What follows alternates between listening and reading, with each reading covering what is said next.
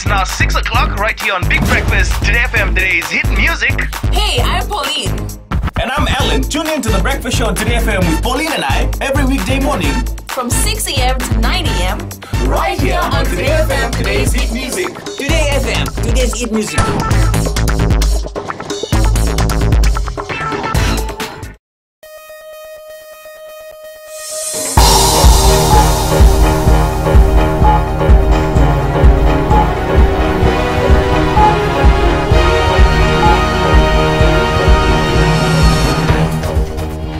Bulletin, Privileges Committee recommends 2-year suspension from Parliament for Ratu Naingama Lalabalavu. Parliament agrees for government to be guarantor for $110 million FDB loan. And the Flag Committee going through final 47 new flag designs.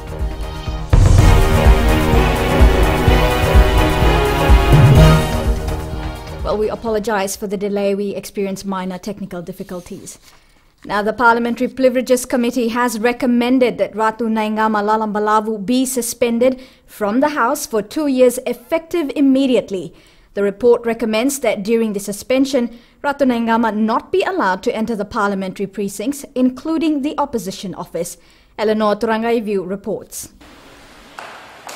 After 2 days of meetings, the Parliamentary Privileges Committee has made its decision about opposition Member of Parliament Ratu Naingama Lalabalavu. Ratu Naingama used a derogatory word against the Speaker at a Sodelpa constituency meeting in Nasinu last week. By making such scurrilous and offensive statements, the Honourable Lalabalavu has failed to uphold his expected duties and demeanour as a Member of Parliament. No member, Madam Speaker, no member must be allowed to attack the office of the Honourable Speaker anywhere and at any time. Together with a suspension, Ratu Naingama is also required to issue a public apology in writing to the Speaker. Opposition Member of Parliament and Member of the Privileges Committee, Semesa Karvaki, told FBC News outside Parliament that he had no part in the recommendation. We have different reports. The opposition we have our own reports. The government have their own reports. So there may be the report that I do not know. Maybe it belongs to them. The report says immediately upon his suspension, Ratu Naingama must be ordered to leave the precinct and necessary enforcement measures must be imposed to ensure compliance. The report also includes the opposition view, which raises doubts on the accuracy and veracity of the audio recording where Ratu Naingama is reported to have used a slur against the Speaker of the House. The committee report was tabled in Parliament today. Eleanor Turangaivu, FBC News. Opposition Whip Ratu Isoa Tukadha this afternoon raised a point of order in Parliament on the Business Committee's decision not to approve his motion for a vote of no confidence against the acting Prime Minister, Ayaz Sayed Qayyum. Ratu Isoa stated he had submitted his motion to be included in Friday's order paper, but was informed today by Business Committee members that it has not been approved. I wish to state that my motion for a vote of no confidence on the acting Prime Minister is not contrary to Standing Orders Order 48 A, B, C and D, and is based on facts and information that prove that he is not a fit proper to be an acting Prime Minister. I've got it all here. I therefore request that I submit my evidences to you and your good office for your determination in ruling. Thank you, Madam Speaker. Speaker Dr. Chico Luveni says the motion has to be reworded. Business Committee had deliberated on the issue and we had made a ruling on that, or a decision on it, and that the motion be reworded and that this will be included in tomorrow's order paper. Ratu Isoa has tabled his evidence before the House. The Parliament has approved a motion that government be the guarantor for the Fiji Development Bank's $110 million loan. The motion was moved by the Attorney General Ayaz Sayed Qayyum and passed after a lengthy debate. Chanel Sivan reports. Government has guaranteed the $110 million for shorter-term bond promissory notes, term deposits and other short-term borrowings. The guarantee is till the 31st of December 2015. The opposition was quick to object to the motion. Particular issue, government guarantees, Madam Speaker, are not necessarily dead. but there can be serious liability to the government if they are in a situation where they're not able to meet the obligation. Then obviously contingent liabilities can be serious issues. The mover of the motion, Attorney General Ayaz Syed Qayyum, says FDB has not defaulted. The decision is before the floor will actually determine how fast, how quickly we can respond to the demands that are being placed on the development bank by the rural people, by the agricultural sector. The Minister for Agriculture, for example, is carrying out a number of projects in the rural areas that will lead to sustained livelihoods. However, Syed Qayyum agreed with the opposition on some areas that the FDB needs to be aligned to its fundamental objective, which is to drive development in this country. We don't want it to become a commercial bank. The commercial realities, unfortunately, are such, Madam Speaker. If there were loans given to commercial enterprises prior to 5 December 2006 or in any period before that, and there's a refocus, we obviously suddenly cannot shut down those loans. They have to be paid back, and then we will be able to recover our money. Syed Qayyum says the way forward for FDB is to have it focused as a development bank, focusing on agriculture, and it must have the fortitude and the strength to take Itoke land leases as security. Shonal Shivan, FBC News. A motion to approve the extension of government's guarantee of a $120 million loan to the Fiji Sugar Corporation has been passed. 21 MPs voted in favour of the motion that was moved by the acting Prime Minister Ayaz Syed Qayyum in Parliament this afternoon. Ritika Pratap has more. The government on 18th March 2012 had approved a government guarantee of $120 million to the Fiji Sugar Corporation. Acting Prime Minister Ayaz Syed Qayyum says this was later renewed for 3 years. By giving the government guarantee, ANZ will offer the pre-export facility for another 3 years.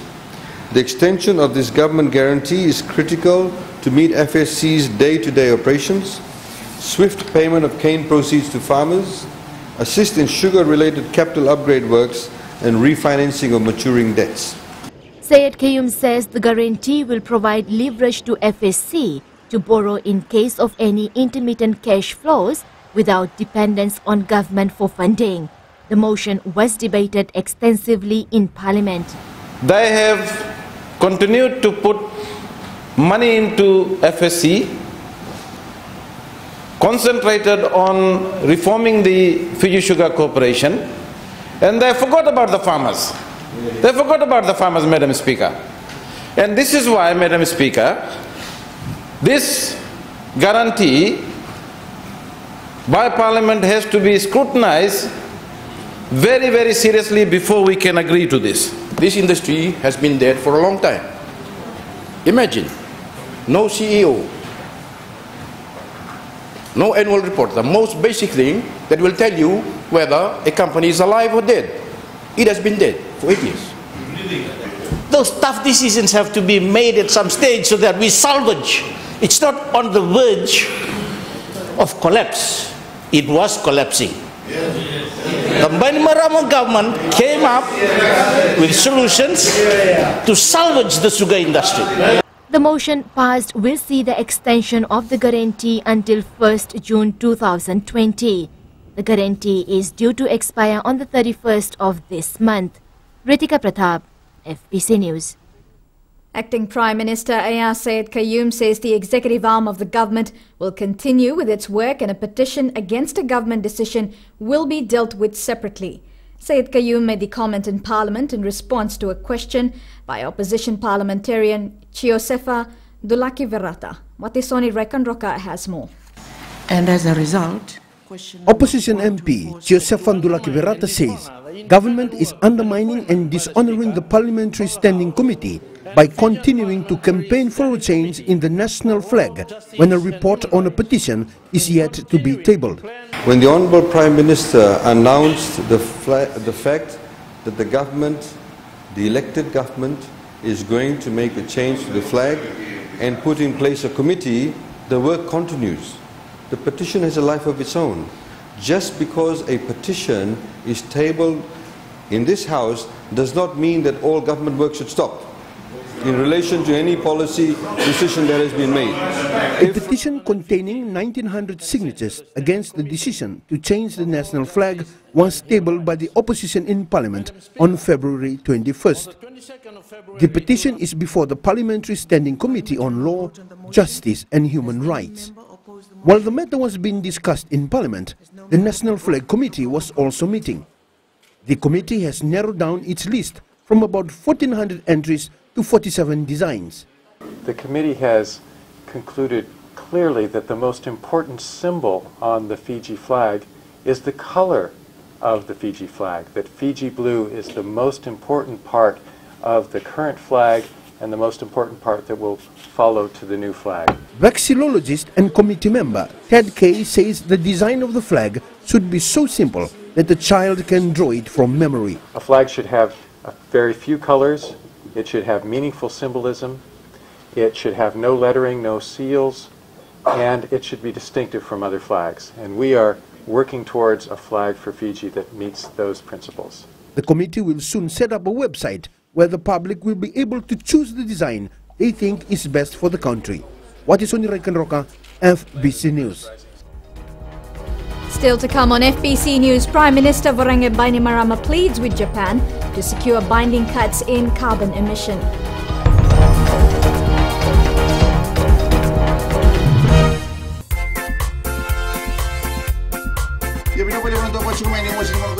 FM number 2 en serie na ngona ni ndende manda ke central rental sapo ke na kusuma ko kita minichi me va na koloko ni sabola oya wa ti sonda lai gonga e mosindon na ma ke rau mena tolu kene bitu ena via kabi moliti kena porombuka goria na lali ne kabi Bula FM number 2 en serie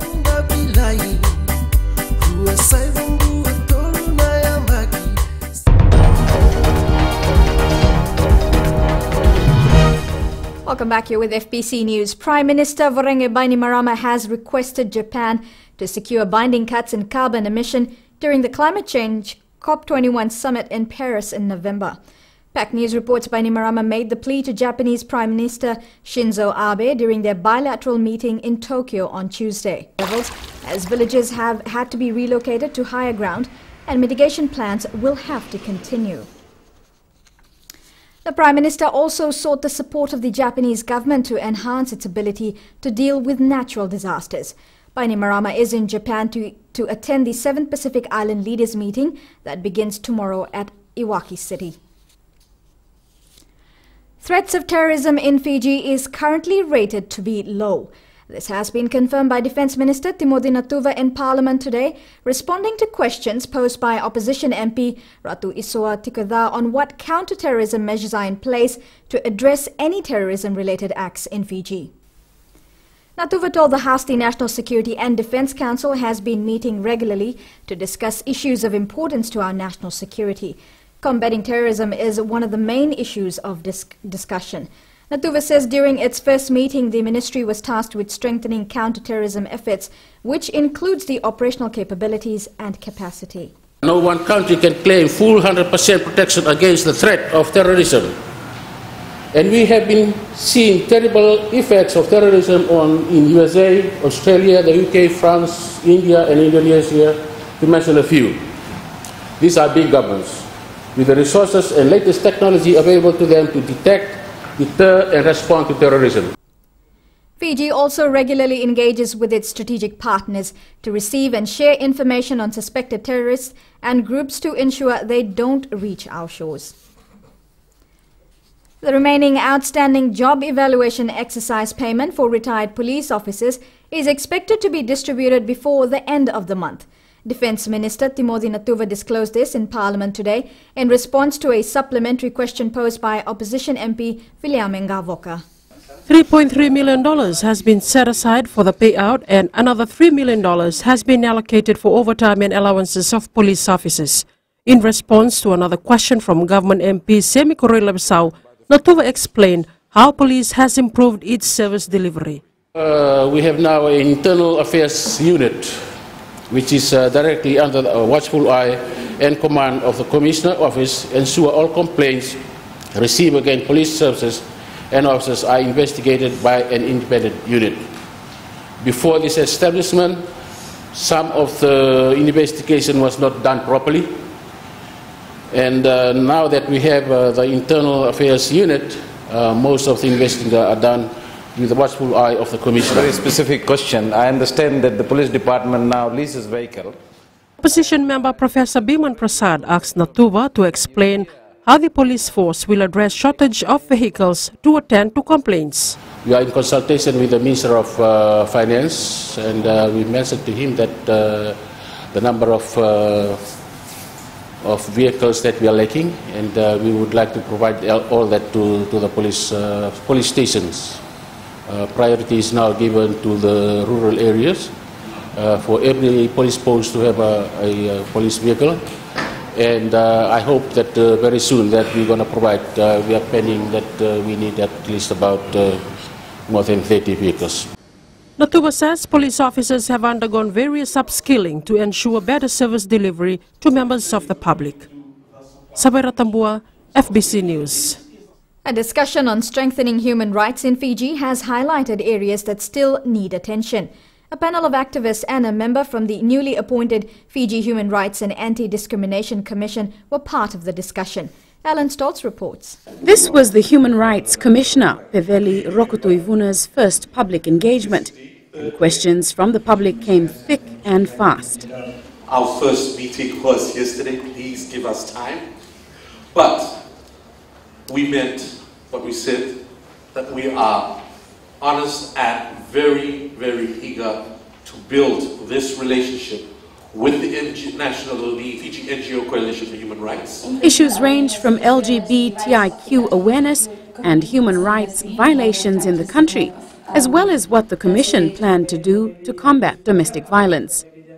Human rights activist Reverend Aquila Yambaki asked whether there were plans to convert the Human Rights Commission decree of 2009 into an act.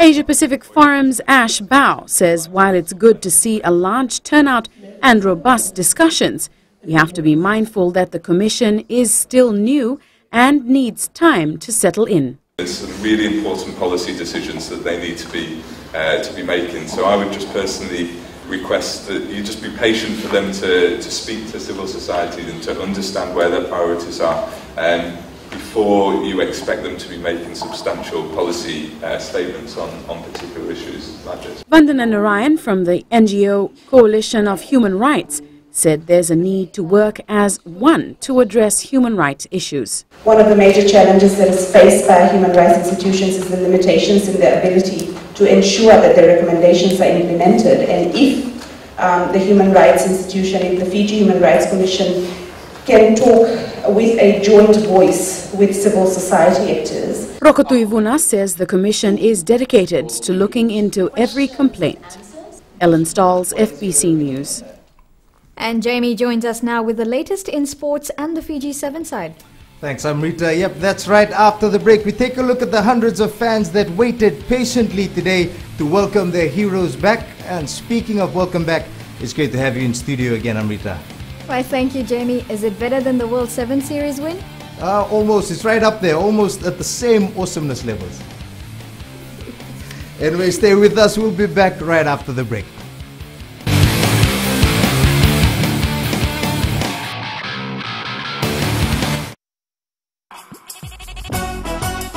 छू छू छू हे हे नमस्ते Fiji, आपके हर एक problem की दवा लेकर मैं आ गई हूँ 9 से 12 बजे तक आपकी सहेली रेनू। छू छू छू 40 में 20 का दिखना है। मैं हूँ ना आपके साथ में मिर्ची एफएम पर 9 से 12 बजे तक मंडे टू फ्राइडे। मिर्ची it's hot.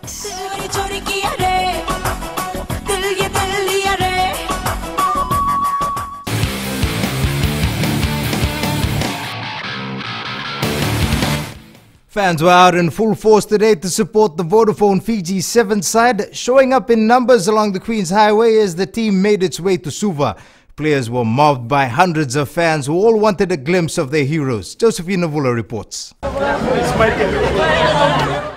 The people of Nandi rushed into the main street to get a closer glimpse of their favorite rugby players after the victorious National Sevens team departing for Suva. At the same time, we do appreciate, the support, full support given by the people. You know, going from the hotel to Ndratambu last night, I tell you what, I've never experienced anything such as that with the crowd coming out.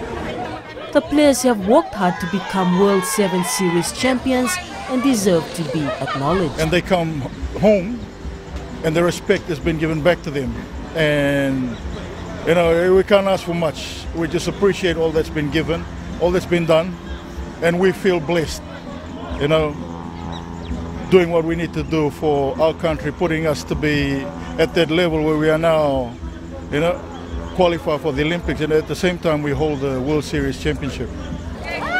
The team made sure coach Ben Ryan was not missing out on any of the celebration.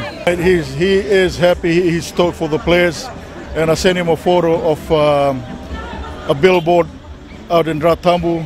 I mean, you know, it's all about the players from the management side, and at the end of the day, it is a big vinaka vakalevu to the public of Fiji.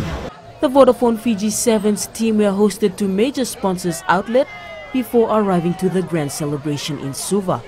Josephina Vula, FBC Sports. Meanwhile, earlier this afternoon, the team was hosted to a lunch by the Fijian Resort in Singatoka.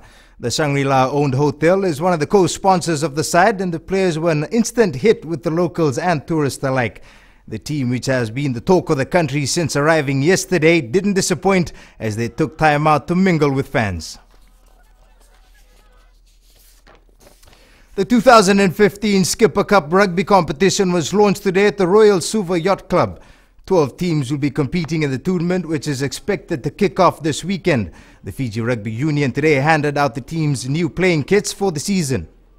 This board is committed to improving domestic rugby and lifting the standard of rugby, local rugby, to another standard. And our ultimate goal is that by sorting out domestic rugby in the next 4 years, that we can lift the standard of our competition. The Skipper Cup competition will kick off tomorrow with the two finalists from last year, champions Nandrunga and Naita Siri, to clash at the NZ Stadium at 6 p.m. Pacific Sprint King Banuve Tambakaudoro is confident of qualifying for the 2016 Rio Olympic Games in Brazil.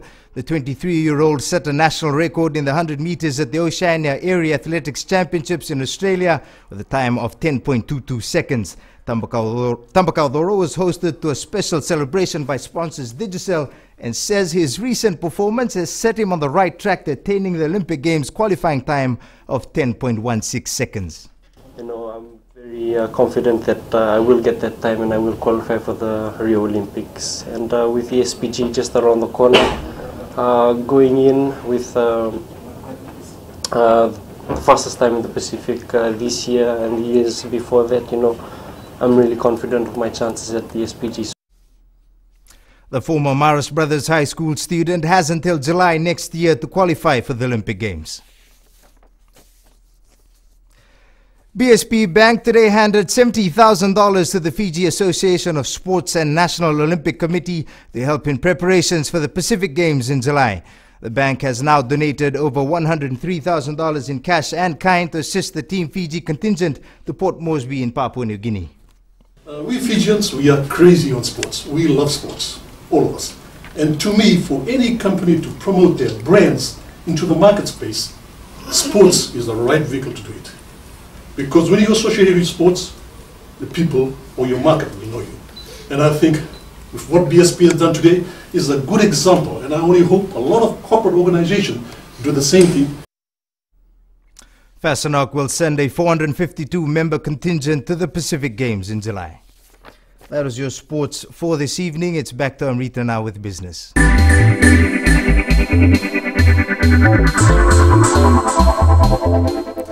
Vodafone Fiji has acquired IT company Datac Fiji Limited. Vodafone Fiji board chairman Ajit Goragora says the acquisition is aligned to the company's future growth objectives and to enhance service delivery to its clients. Goragora did not divulge the investment in monetary terms. He says Vodafone is a public company and some details cannot be made available publicly. Goragora says whether it is hardware, software, peripherals or ICT solutions, Vodafone will now be equipped to provide one-stop shop offering. Datac chairman Mike Kal Akoi says the Daytech takeover is good news for FNPF members, both present and the future.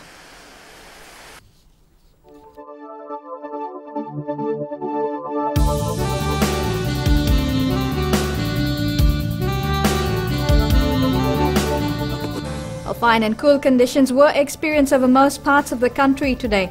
A trough of low pressure lies slow moving over the southern parts of the Solomon Islands and extends northeastwards over the northern parts of Tuvalu, eastwards over Tokelau and southeastwards over northern and southern Cooks. Meanwhile, another trough of low pressure affects western Kiribati.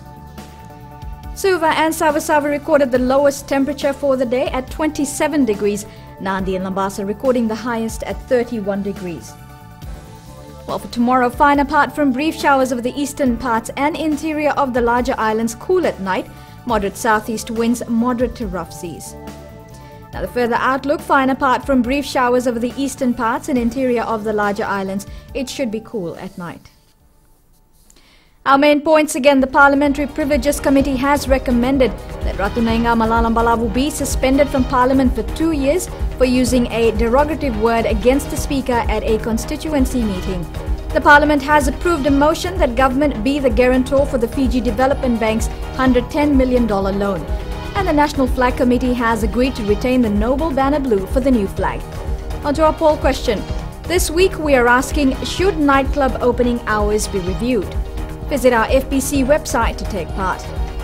Remember, you can send us newsworthy pictures and videos on email, citizenseyes@fbc.com.fj, or share it with us via our Facebook page, FBC News. If you're on Twitter, follow and tweet us your news tips at FBC News or simply hashtag FBC News. You've been watching FBC News. I'm Amrita Priyadarshini. Good night.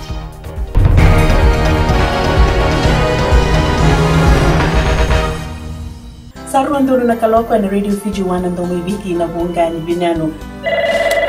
Nisambula binaka na ngono taki ni rongo sere na ngono ni Reko Malolo. Nisambula binaka. Oye o meli kilangi. Ningi na magatu mana nongo bengi rawi mai na moni tiki na warombuka na rua kina wana kaloko na ngono ni rongo mani besana. Waki na wono na ngono ni rongo sere na Radio Fiji 1 na dumibiti na buonggan binano.